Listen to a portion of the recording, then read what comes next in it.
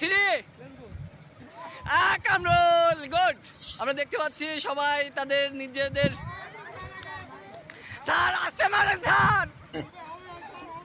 মজার খেলা। আমরা স্যারকে প্রায় কাছে পেয়ে যাবো। এই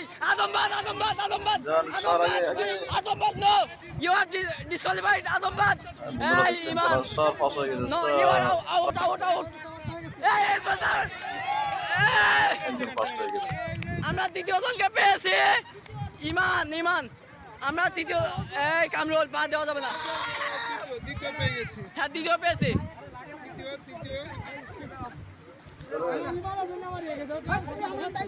এই সরো